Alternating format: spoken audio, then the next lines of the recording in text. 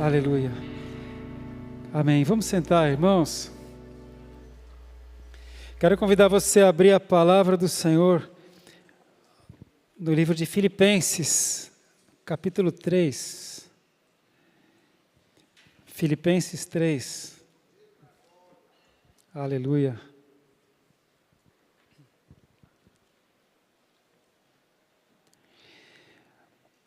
Imagina um homem culto, sábio, inteligente, poliglota, ele falava vários idiomas, muito respeitável, falando este tipo de coisas que nós vamos ler aqui. Filipenses 3, 7. Mas o que para mim era lucro, isto considerei perda por causa de Cristo. Sim, deveras considero tudo como perda, por causa da sublimidade do conhecimento de Cristo Jesus, meu Senhor, por amor do qual perdi todas as coisas e as considero como refúgio para conseguir Cristo. Paulo, que antes era chamado Saulo, o seu nome de batismo, Saulo. Ele era chamado Saulo de Tarso, porque ele era da cidade de Tarso. Saulo era cidadão romano, mas ele era também judeu. Ele era fariseu, da linhagem de Benjamim, estudou na escola de Gamaliel, conhecia a lei, muito respeitado, tinha uma profissão. Como eu disse, ele falava vários idiomas, pelo menos grego, latim e hebraico. Em certo momento da sua vida, ele conheceu Jesus Cristo. Ele perseguia os cristãos. Saulo, como judeu, praticante, também achava que Jesus era falso profeta, que ele veio para instituir uma seita. E depois da morte de Jesus na cruz, depois da ressurreição de Jesus, Saulo era um daqueles que perseguiam os cristãos. Na verdade, o primeiro cristão que foi morto por causa de Cristo foi Estevão. Estevão foi apedrejado até a morte. E Saulo, ele era jovem nessa ocasião, e ele não só assistiu o apedrejamento de Estevão, mas a palavra conta que ele tomou conta das vestes e das coisas do pessoal que ia lá apedrejar Estevão. Falou: olha, Saulo, cuida para mim aqui. E Saulo ficou cuidando das coisas enquanto Estevão era apedrejado. Depois disso, Saulo foi ficando mais adulto e ele, influente, importante, culto, sábio, respeitado em Israel, ele conseguiu cartas de autorização para ir até Damasco, lá na Síria, lá no norte de Israel, para prender todos os cristãos que ele encontrasse pelo caminho. Só que quando ele estava a caminho de Damasco,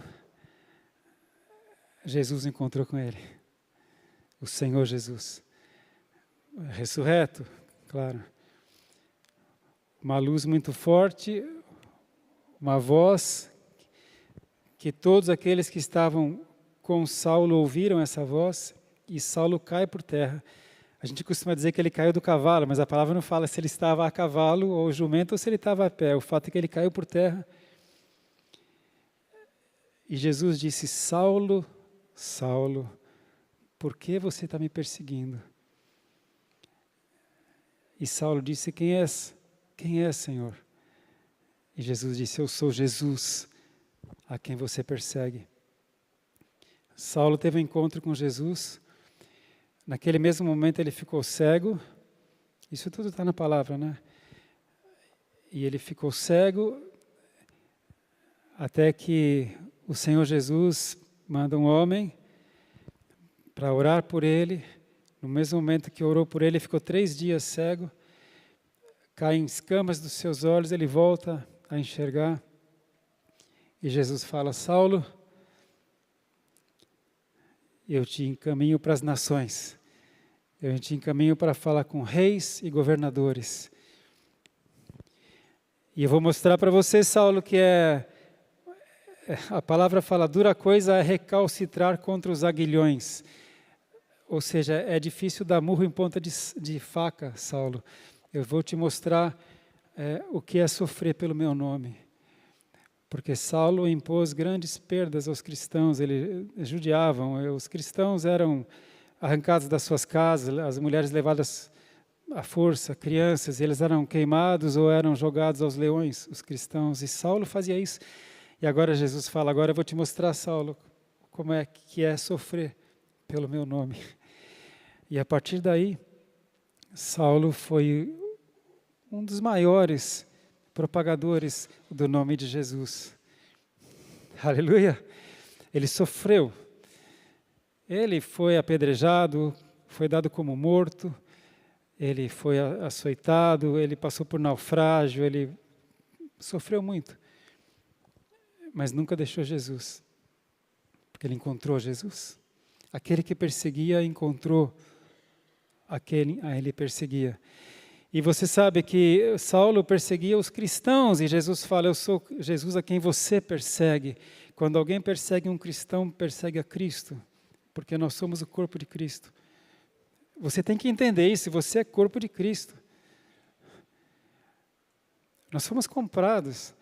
E a palavra fala um mistério, fala que no corpo de Cristo, assim como um corpo tem muitos membros e cada membro tem uma função, assim nós formamos o corpo de Cristo, cada um tem um dom, tem uma função, tem uma habilidade, e Cristo é o cabeça. Amém? Você não pode ficar parado, porque se você ficar parado eu vou ter problemas, você está no mesmo corpo que eu, e uma parte do corpo que fica inativa sobrecarrega a outra parte. Aleluia. Mas o fato é que um dia, Saulo não foi mais chamado de Saulo, porque ele era Saulo de Tarso, o importante fariseu da linhagem de Benjamim. A partir de certo momento, ele começou a ser chamado de Paulo. Você sabe que Paulo significa pequeno, porque ele disse, é necessário que ele cresça e eu diminua. Cristo vive em mim. Já não sou mais que vivo, Cristo vive em mim. Então agora ele era Paulo. Aleluia! E um dia Paulo fala, olha, esse homem culto, sábio, respeitado, ele fala, olha, eu perdi tudo que eu sou, tudo que eu era, tudo que eu tinha, toda a minha posição, todo o meu dinheiro, minha riqueza, eu perdi por causa de Cristo. Agora vamos ler de novo, então, Filipenses 3:7. Mas o que para mim era lucro, isto considerei perda por causa de Cristo. Sim, deveras considero tudo como perda, por causa da sublimidade do conhecimento de Cristo Jesus, meu Senhor, por amor do qual perdi todas as coisas e as considero como refúgio, como esterco, para conseguir Cristo. E olha o verso 11, para de algum modo alcançar a ressurreição dentre os mortos. E é isso que eu quero falar para você. Paulo entendeu, assim como Pedro entendeu, Timóteo entendeu, todos eles entenderam, e você precisa entender que haverá uma ressurreição. Paulo fala, se a nossa esperança fosse somente nesta vida, nós seríamos os mais infelizes de todos os homens. Se acaba tudo aqui, comamos e bebamos, porque amanhã morreremos. Mas não, ele fala, Cristo ressuscitou dos mortos. E Jesus prometeu que ele vai voltar para ressuscitar os que creem nele. João capítulo 6, Jesus fala, quem comer a minha carne e beber o meu sangue, no último dia eu o ressuscitarei. Quem é que pode comer a carne e beber o sangue dele? Isso é o pão e o cálice da ceia. Quem tem aliança com Jesus, no último dia Jesus vai nos ressuscitar. E é por isso que Paulo fala, olha, para mim tudo que eu tenho, tudo que eu sou, tudo que eu fui, tudo que eu era, eu considero como perda, para de algum modo alcançar a ressurreição dentre os mortos. Por isso Paulo fala, É por isso que eu me esforço, eu esmurro o meu próprio corpo, reduzo o meu próprio corpo à servidão, para que uma vez tendo pregado a muitos, eu não venha ficar de fora. Aleluia. E eu quero falar para você, irmão, irmã, só vai ter um chamado. Só vai ter um chamado. Não tem repescagem, não tem segundo chamado, não tem prova de recuperação, não tem lista de espera. Tem um chamado. Jesus volta e pronto. E Jesus disse, esteja preparado, porque eu virei como um ladrão de noite, quando ninguém espera. Esteja preparado. Por isso a palavra fala, desperta tu que dormes. Irmãos, eu não quero me aproveitar de sensacionalismo. A gente sabe que sempre o mundo esteve em turbulências, mas Jesus fala que os sinais que antecedem a sua volta são guerras, rumores de guerras, fomes, pestes, terremotos, o amor de muitos se esfriando. Esses são sinais. Ele fala, não é o fim ainda. Não é o fim, são sinais do fim. É necessário primeiro, ele falou, que o evangelho seja pregado a todos os povos, tribos, línguas e nações. Então virá o fim. Aleluia. Você é a igreja de Cristo. Ele conta com você. Ele conta com você até por causa daqueles que ainda não ouviram, não foram salvos. Aleluia. Então, Jesus ensinou, ele veio e disse que ele veio do céu. Jesus veio do céu e nós também podemos ir para o céu. É por isso que Paulo fala, eu me esforço para, de algum modo, alcançar a ressurreição dentre os mortos. E eu vou ler com você uma palavra do Senhor Jesus, em João 3,12. João 3,12. Se tratando de coisas terrenas, não me credes, como crereis, se vos falar das celestiais? Você não gostaria, eu gostaria muito de ler palavra de Jesus, Jesus falando do céu, explicando melhor, mas como é assim, né, Jesus? Como o céu? Porque as pessoas falam para a gente que o céu não existe, as pessoas falam para a gente que o céu é fantasia, é ficção. Eles apresentam para a gente o céu como um gramadão verde, sem nada para fazer. Eles apresentam para a gente o céu como um monte de anjinhos loiros, gorduchinhos, balançando. Eles apresentam o céu, é tão ridículo o céu, Jesus, explica para a gente. E Jesus fala, se eu falo para vocês de coisas terrenas, vocês não acreditam? Como vocês vão acreditar se eu falar do céu? Percebe? Mas o céu é real. Essa vida é passageira. Mas o espírito nunca morre. A gente vive como se nunca fosse morrer. Só quem já passou pelo vale da sombra da morte. Eu tenho esse privilégio, que eu passei pelo vale da sombra da morte, né? Você sabe. O meu irmão passou pelo vale da sombra da morte. Tem alguns aqui que já passaram. A gente só começa a pensar na possibilidade da morte quando a gente passa muito perto dela. Mas a morte não é o fim. O espírito nunca morre. E a coisa mais terrível é você viver a vida inteira longe de Deus, sem Deus.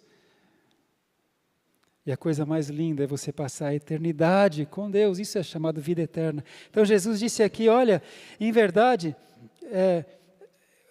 versículo 13, João 3,13, ora, ninguém subiu ao céu, senão aquele que de lá desceu, a saber, o Filho do homem que está no céu. Ele veio de lá, meus irmãos. E do mesmo modo, porque Moisés levantou a serpente no deserto, assim importa que o Filho do homem seja levantado, para que todo o que nele crê tenha a vida eterna. Quando Israel estava no deserto, e por causa das murmurações, da incredulidade e da falta de fé, eles começaram a ser picados por serpentes. O deserto tem muitos animais peçonhentos, mas Deus sempre os protegeu. Só que por causa da incredulidade, da murmuração, eles começaram a ser picados por cobras e começaram a morrer. Imagina que terror, né? E aí Deus deu uma direção para Moisés, e Moisés fez uma serpente de bronze e levantou numa haste e colocou bem no meio do arraial, né, do acampamento de Israel. E acontecia que todo aquele que fosse picado por uma serpente venenosa, ia até a serpente de bronze, olhava para ela e era curado e não morria. E Jesus disse, do mesmo modo que Moisés levantou a serpente no deserto, assim importa que o Filho do Homem seja levantado. Jesus foi levantado da terra, pendurado no madeiro, e todo aquele que crê nele tem a vida eterna. Para que todo que nele crê tenha a vida eterna. Tem muita gente esperta aqui, muita gente inteligente. Aqui tem engenheiro, tem advogado, tem médico, tem doutor. Aqui tem gente que fala mais de um idioma. Todos nós somos pó. Todos nós não somos nada. Deus fala que a nossa justiça é para Ele como trapo de imundícia. Você sabe o que é trapo de imundícia? Antigamente não existia absorvente feminino. E as mulheres usavam trapos no período menstrual. Deus fala coisas duras. Sabe como é que Deus nos vê? A nossa justiça é como trapo de imundícia. Mas Ele nos amou tanto, que mesmo assim, e a gente vê como é a humanidade, a gente está vendo o que está acontecendo, pleno século XX, século XXI, né? Toda a nossa cultura, toda a nossa inteligência, toda a nossa ciência, toda a nossa modernidade, as pessoas se matando, se destruindo, se atacando, jogando misericórdia. A nossa justiça para Deus é nada. Mas Deus olhou para nós com tanto amor e enviou seu próprio Filho Jesus. Aleluia! Jesus morreu por nós. E é isso que Jesus fala, olha, deixa eu falar uma coisa para vocês, eu não explico tudo o que vocês querem aqui, que vocês não vão entender nem vão acreditar. Acreditem pelo menos pelas obras que eu faço, elas testificam de mim. E do mesmo modo que Moisés foi levantado, levantou a serpente, o Filho do Homem, né, será levantado, para que todo aquele que nele crê tenha a vida eterna. Para alguém ter a vida eterna tem que passar pela ressurreição, tem que nascer de novo. Aí a gente já começa a falar de loucuras. Amém. E olha, o apóstolo Paulo, com toda a sua cultura e toda a sabedoria, ele não ia querer passar por ignorante, por tolo. Ele falou essas coisas porque ele realmente cria nessas coisas. Sabe por quê? Porque ele viu Jesus. Ele falou com Jesus, Jesus falou com ele. E Jesus não ia querer também ser ridicularizado, irmãos. Você acha que Jesus ia falar coisas que não são verdadeiras? Jesus está esperando por nós. Amém? Ele está esperando. Ele está esperando a hora de voltar. É que a palavra tem que se cumprir, por isso ele não voltou ainda. Então isso parece loucura aos olhos humanos. Agora eu vou falar de uma loucura maior ainda. Na verdade, irmãos, quando eu olho as notícias, e eu tenho tentado fazer o seguinte, eu tenho tentado não ouvir só notícias no Brasil, sobre tudo o que está acontecendo no mundo, não só em Israel, na Ucrânia, os movimentos da China, os movimentos do Irã, da Rússia, do Brasil. Então, eu estou tentando não ver só notícia brasileira, para não, de repente, tem um viés, né, tem um lado. Então, eu tenho visto canais dos Estados Unidos, tenho visto canais da França. Esse mundo está louco, irmãos. Você quer saber o que é loucura? Loucura é o mundo do jeito que está. Fala a verdade, não é? Aí eu quero falar uma loucura para você aqui, ó. Só que essa loucura aqui é loucura de Deus. É loucura. Paulo falou, né? Eu me esforço para alcançar a ressurreição dos mortos. Eu vou pedir para você abrir 1 Tessalonicenses capítulo 5. 1 Tessalonicenses capítulo 5. Glória a Deus. Irmãos, relativamente aos tempos e às épocas, não há necessidade de que eu vos escreva, pois vós mesmos estáis inteirados com precisão de que o dia do Senhor vem como ladrão de noite. O dia do Senhor é o dia da volta de Jesus Cristo. Ele vai voltar. Será como o ladrão de noite. Quando andarem dizendo paz e segurança, eis que lhes sobrevirá repentina destruição, como vêm as dores de parto a que está para dar à luz, e de nenhum modo escaparão. Quando todos estiverem dizendo paz e segurança, virá a destruição.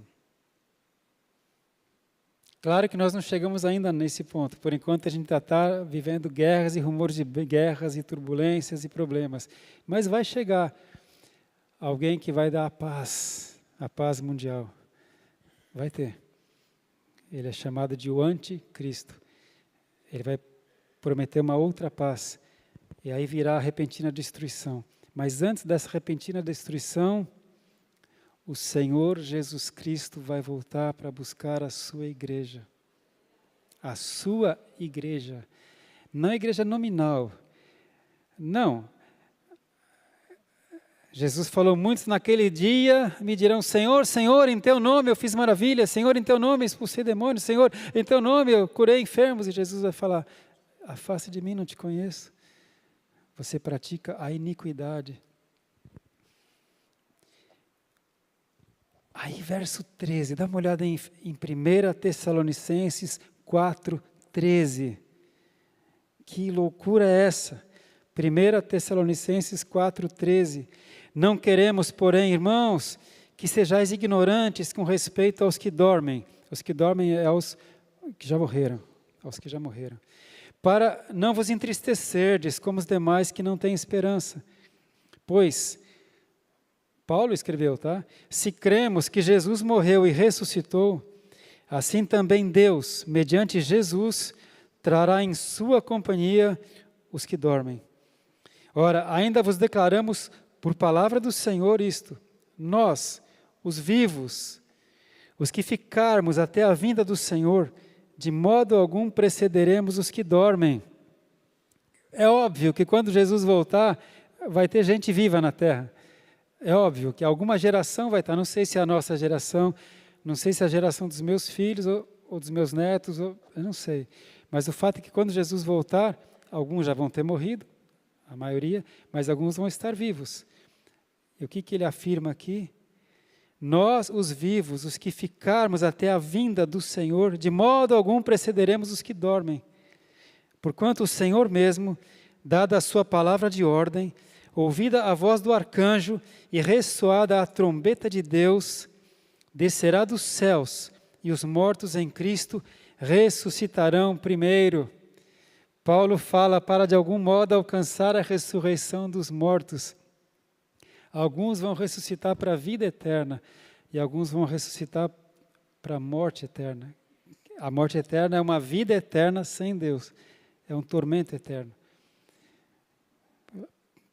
Quase tão louco quanto o mundo em que vivemos, não é, irmãos? Então, os mortos em Cristo ressuscitarão primeiro. Depois nós, os vivos, os que ficarmos, seremos arrebatados juntamente com eles, entre nuvens, para o encontro do Senhor nos ares. E assim estaremos para sempre com o Senhor. Consolai-vos, pois, uns aos outros com estas palavras. Por que nós precisamos de consolo? Porque os tempos são maus, são sombrios. Jesus falou, no mundo tereis aflições. Como é que nós podemos nos consolar? Tenha fé, tenha esperança. No último dia, todos nós estaremos com Ele. Alguns vão antes, morrerão antes, alguns vão estar vivos, mas calma, tenha esperança. Estaremos com Ele. Mas o que é necessário para estar com Ele? O que é necessário para quando Ele vier? Como eu disse, não vai ter segunda chance, é ali. Buscai o Senhor enquanto se pode achar, invocai enquanto está perto, diz o Senhor. Jesus falou, quem me ama, guarda os meus mandamentos e os pratica. Como você pode guardar os mandamentos se você nem os conhece? Você lê a Bíblia? Ou você gasta mais tempo no TikTok? Ou no Instagram? Você lê a Bíblia? Ah, Senhor, mas é que eu não sabia. Isso não é desculpa. Nós deveríamos saber. Ele deixou a palavra para nós. Essa é uma das funções do sacerdote, da igreja, né, de ensinar o povo a discernir o santo do profano. Aleluia. Mas amém, irmãos. A gente já está dando só cajadada, né? Quero dar mais uma.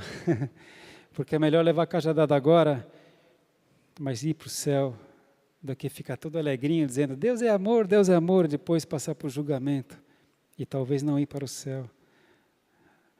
Amém? Então aguenta aí o capacete. A gente viu Paulo falando, Paulo muito sábio. Até o próprio Pedro falava, o apóstolo Pedro falava, Paulo fala coisas que nós nem entendemos, ele disse, com outras palavras. Vamos ver o que Pedro falou. Um pescador, um pouco assim bronco, mas cheio do Espírito Santo. Olha o que Pedro falou. Eu quero ir com você para 1 Pedro, capítulo 1, pertinho de Apocalipse, 1 Pedro 1. 1 Pedro 1, 3. E a gente vai fechar com essa palavra, tá? 1 Pedro 1, 3. Bendito o Deus e Pai de nosso Senhor Jesus Cristo. 1 Pedro 1, 3. Bendito o Deus e Pai de nosso Senhor Jesus Cristo, que segundo a sua muita misericórdia, nos regenerou para uma viva esperança, mediante a ressurreição de Jesus Cristo dentre os mortos. Ele nos regenerou, nós nascemos de novo, pela ressurreição de Jesus Cristo, para uma herança incorruptível, sem mácula, imarcessível, reservada nos céus para vós outros. Ele nos preparou, Ele nos reservou para uma herança incorruptível. Ele fala incorruptível, sem mácula, quer dizer, sem mancha, e imarcessível. Que legal, né? Imarcessível, que é isso? Que não murcha. Então a nossa esperança é pura, é santa, não tem mancha, não murcha. Nossa esperança é viva, reservada nos céus para nós. Aleluia. Você se lembra, na semana passada eu preguei sobre quando Jesus fala para Pedro, Pedro, siga-me. Siga-me, Pedro.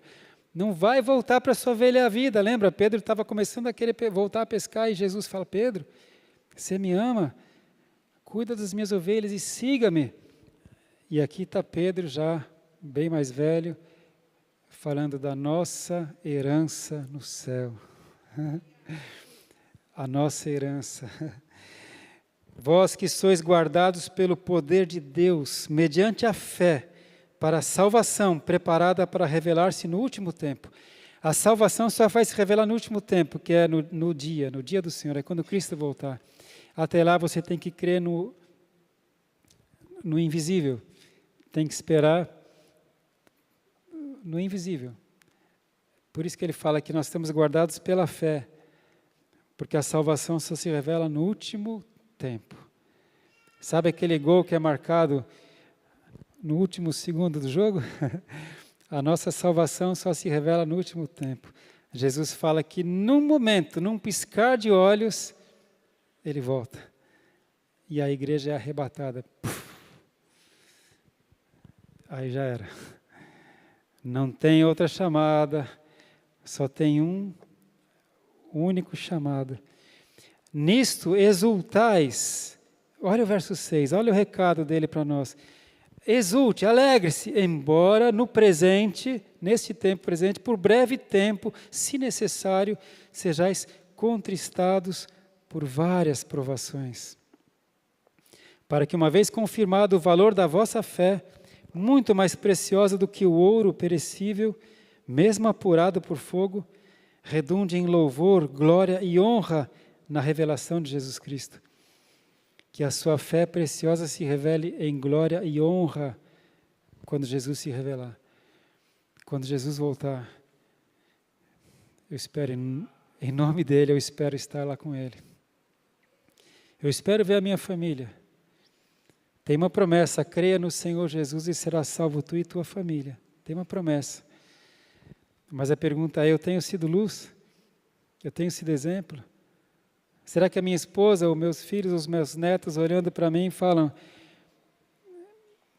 eu creio nessa palavra, eu quero Jesus Cristo porque eu vejo o meu pai, ou o meu marido, ou o meu avô, e eu sei que ele é íntegro, ele é honesto, ele segue essa palavra, então deve ser verdade. Você é uma carta aberta, conhecida e lida por todos os homens, diz a Bíblia. Que tipo de carta aberta você tem sido? Você tem sido luz? Você tem sido sal da terra? Olha a responsabilidade. Uma vez confirmado o valor da vossa fé, redunde em louvor e glória na revelação de Jesus Cristo, a quem, não havendo visto, esse sou eu, não havendo visto, amais, o qual, não vendo agora, mas crendo, exultais com alegria indizível e cheia de glória. Não é nosso caso? Nós não vemos, mas continuamos crendo. Aleluia, aleluia. Obtendo o fim da vossa fé, a salvação da vossa alma.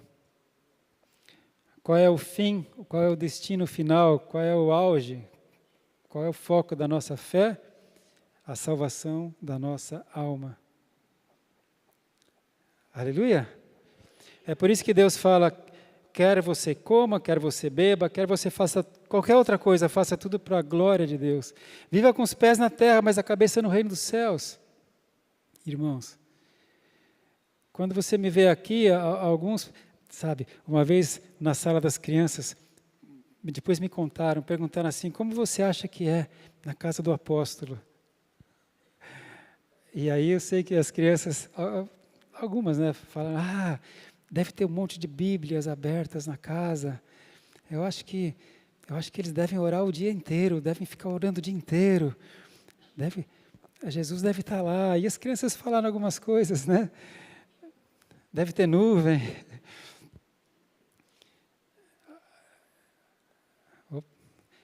Irmãos, a gente tem que ter os pés na terra e a cabeça no reino dos céus.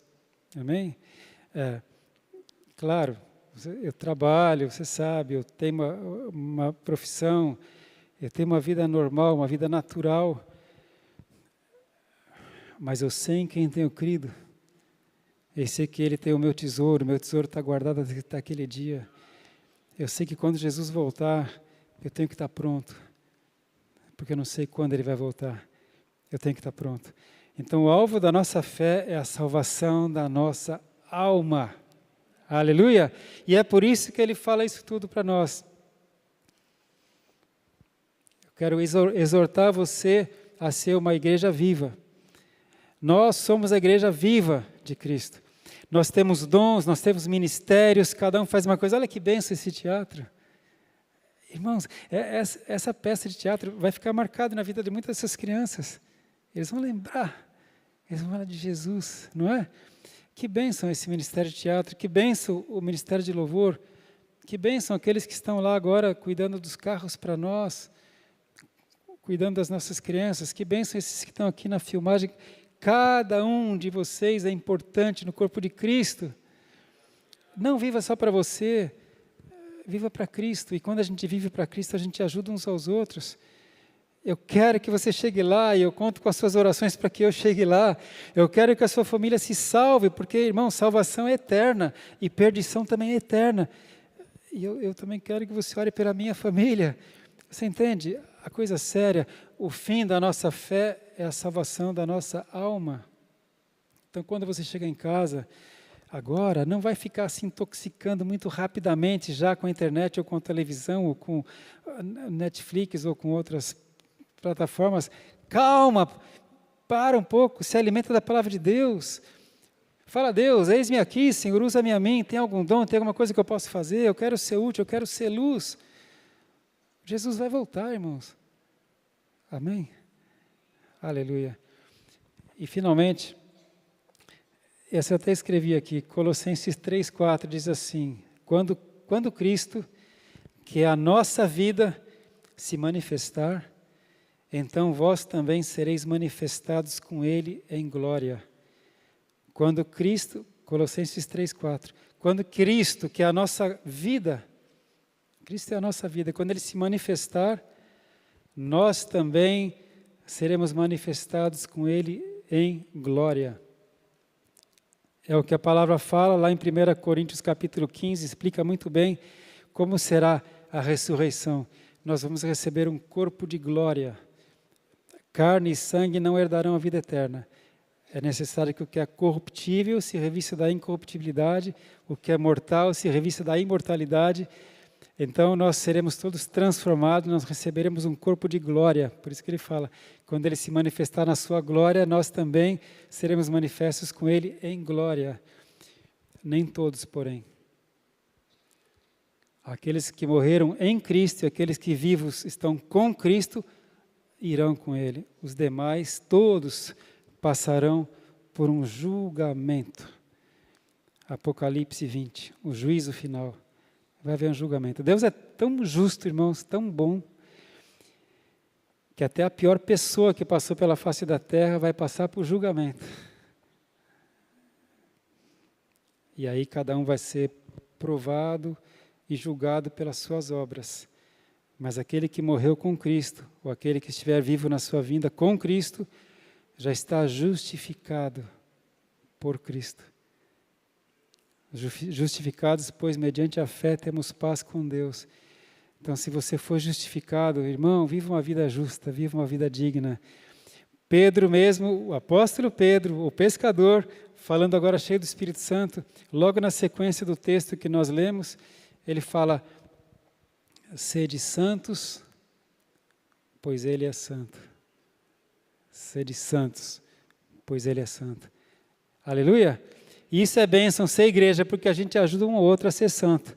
De vez em quando alguém vem e te dá uma cobrada. A palavra fala, exortai uns aos outros em amor. Então, se alguém te der uma cobrada, quem mais cobra na minha vida é minha esposa, lá em casa, né? E eu também cobro. Mas a gente, às vezes, é cobrado, exortado em amor. Seja santo, porque Ele é santo. O Espírito Santo habita em você. Você não é cidadão desse mundo, você é cidadão do céu. A gente está aqui de passagem. Amém? Então não vamos deixar problemas políticos, nem de futebol, nos separarem, nem de guerra, nem de ideologias. Que seja Cristo tudo para nós. Amém? Jesus. Tudo por Ele, nada sem Ele. Amém? Vamos ficar de pé? Eu quero fazer uma oração com você. Se essa palavra tocou o seu coração como tocou no meu.